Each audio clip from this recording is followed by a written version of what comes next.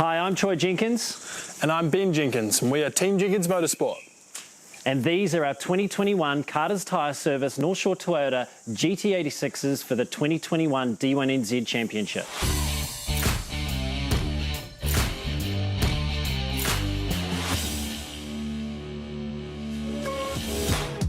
They say that blood is thicker than water. Well, in the case of brothers Troy and Ben Jenkins, blood is thicker than gasoline. The brothers grew up on a farm, and the rural lifestyle introduced them to all sorts of machinery from a very young age.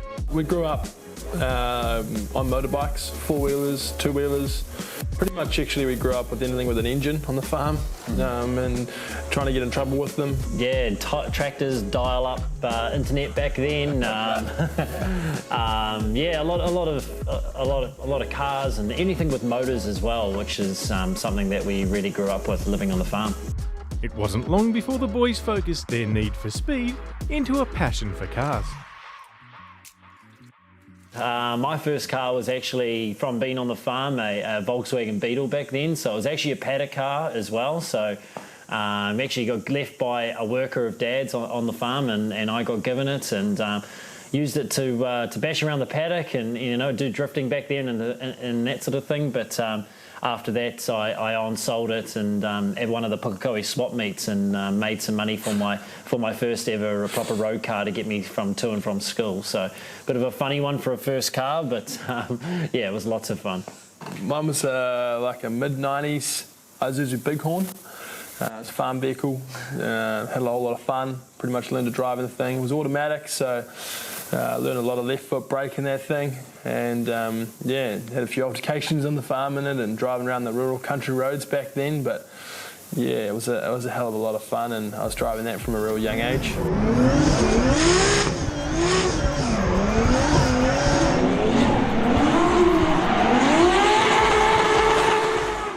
The brothers founded Team Jenkins Motorsport in 2013, not long after Troy started his competitive drifting career in a Nissan S15. So starting the GT86s, obviously we started with some older Nissan chassis. First off, when we first got into drifting many years ago, I think 9 years for me, probably nearly 8 years for Ben now, that we started drifting with two Nissan Silvias. But after that, the Nissan Silvia and Nissans for that fact are probably one of the most widely used competition chassis in the world in the drift community. So we wanted to go do something different. We wanted to bring something different to New Zealand. At that point, when we first started building the GT86s here in New Zealand, there was only one other that had been built, which is actually owned by D1NZ themselves. So we wanted to go with something current, something you could still buy off the showroom floor from Toyota today, and that's exactly why we ended up with the GT86 chassis. I did a little leap of faith. It was probably a small part of it. We've always wanted to do new things and different styles and sort of proven. and sort of change what we had. So as Troy said, the Nissan's quite widely used over the whole world, and when we had the opportunity to get a sniff of some Toyota, it was definitely a no-brainer to then build new cars and make these things as wild or way more wild than what our Silvias were. So these first versions of their GT86s were a huge milestone, and plenty of teams would have been happy to keep them as they were. But for the Jenkins brothers, they were merely a stepping stone in their development process.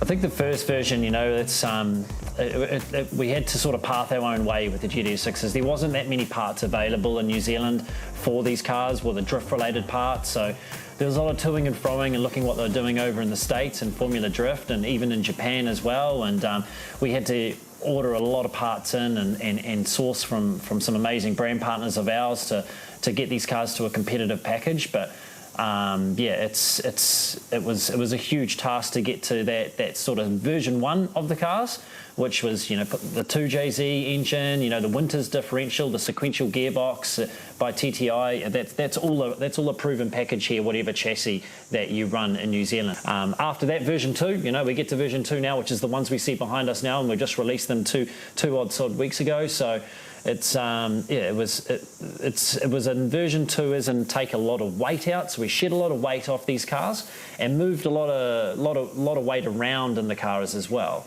So cutting the rear ends off, you know, that was a choice we wanted to do to shed the weight and as well as make it a lot easier to repair these cars as well. At some of these massive concrete rounds that we do, we unfortunately sustain a bit of damage when you're rubbing those walls, etc. So we had to make it easy to repair, as well as shedding a lot of weight and then moving some weight around by moving that new radium fuel tank, so the radium fuel cell, into the back seat, which will offset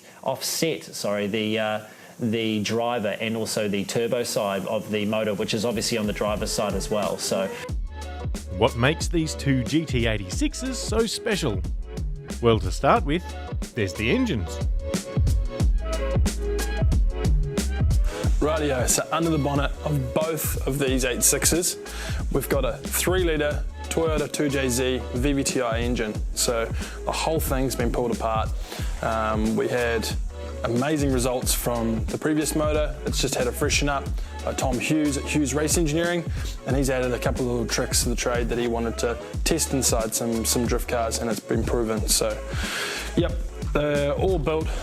They're CP pistons in the bottom, Carrillo rods, all the ARP hardware throughout the bottom, all built up to a Hughes Race Engineering head with Ferreira and canal valves. So the new thing for this year is the bigger valves. We've gone to a bigger valve to suit the porting that Tom has done. He does all his porting in-house, all his engine building in-house, with a couple of things that he outsources. Boost is provided by a Borg-Warner EFR 8374 turbo sitting on a Synco custom manifold. Synco is also responsible for the titanium screamer pipe that shoots straight through the bonnet.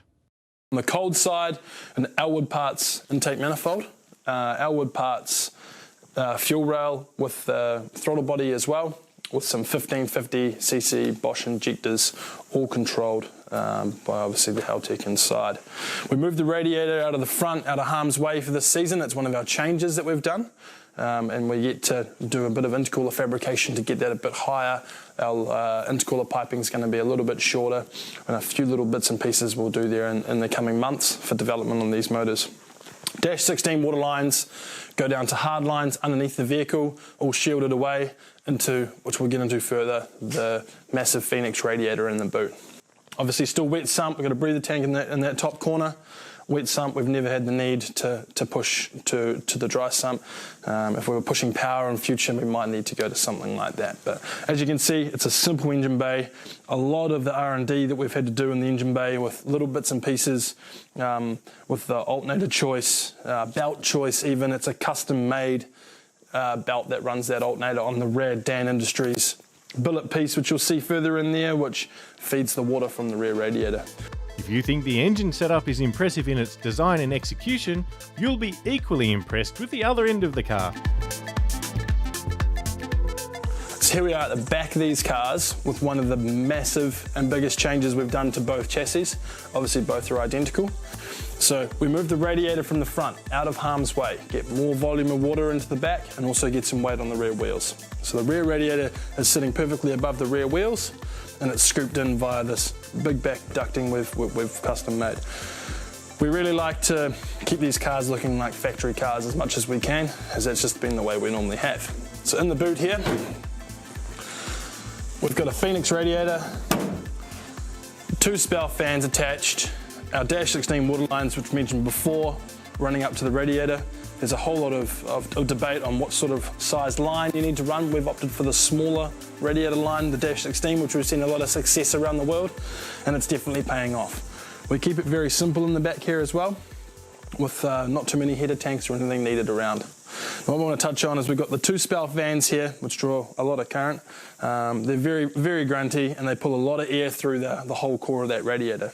We've also got the water pump down here, electric water pump, which feeds the engine with on a voltage of how much water the engine desires. So James has done a lot of testing, who's very talented in setting these up on the first go.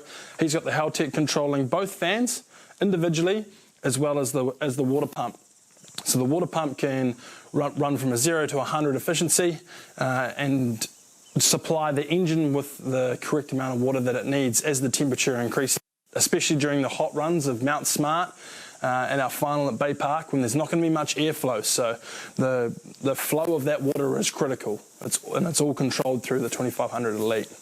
As the fans, only one fan normally works at operating temperature, and the other fan kicks in if it gets a little bit hotter without the airflow through. So it's different to just having these things just turned on and off. They're actually controlled via relays and the Haltech ECU. So it's definitely a massive plus to having James so clued on to what we needed to do here in the back, because it's something that we haven't done in our career. So that's how these cars generate their impressive power. But of course, there's more to a drift car than just making power. It has to be put down to the ground and reliably controlled. Okay, so now we're seeing the engine bay. Let's have a look inside the car as well. So inside the car, we've actually got the TTI 5-speed sequential transmission, which is bolted onto that 2JZ. Before that is a Tilton rally plate clutch as well, which holds the power through to the gearbox and to the rear diff on these cars, which you'll see in a minute. Inside, of course, our 6-point roll cage, which is a safety standard in New Zealand, as well as the seatbelt harnesses, the OMP race seats, and our flock dash, which we did in-house too. The mighty 2JZ is controlled by a Haltech Elite 2500 ECU. An array of sensors provides the data needed to control the injection, ignition, and also boost control and engine protection. All the ECU data is displayed on the Haltech IC7 dash. The whole install was done by JT Performance. Our custom wiring that JT has done with our switch panel and everything like that too.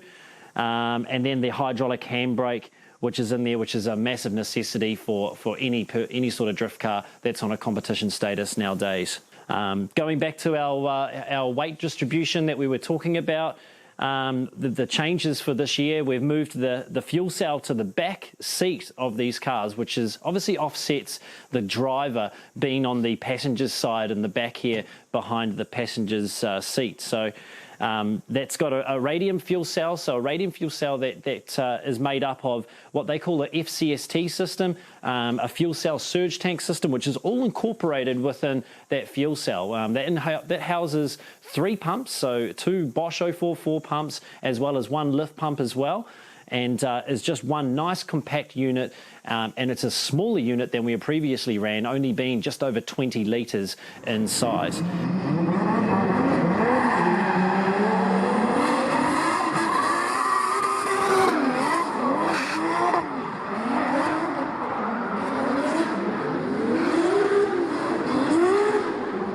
Just as it was for many other races, 2020 proved to be a difficult year for Team Jenkins. Obviously coming off the back of COVID and everything as well was a super hard time for everyone in motorsport as well to get any parts and even support coming into the 2021 year. But I think both Ben and I are just thankful for all the brands that have come on board with us, Haltech included, for the last 2 years, and it's been an amazing journey so far, and we really look forward to the future.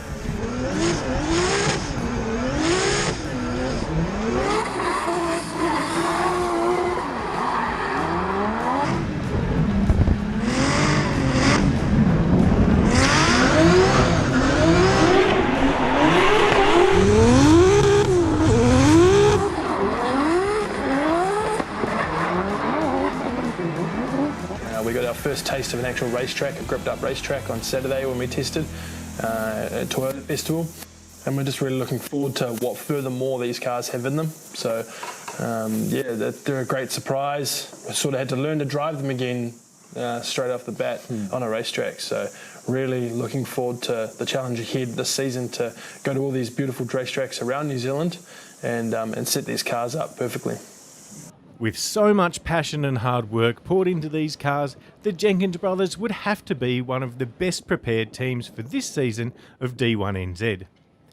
And if the first round results are anything to go by, their dreams might actually come through. Releasing these cars the night before round 1 of D1 only 2 weeks ago was an amazing feat for not only myself but for the team, family, and the partners that are on board with our 2021 program. So that is my highlight probably of my career. We need to go back to these tracks and get a lot more data, like a lot of the data from the previous year, isn't really relevant now that we've changed so much on the cars. So doing a lot of that now over the next few rounds, as well as keeping our eye on the prize along the way, is probably going to be the biggest thing that we need to get done.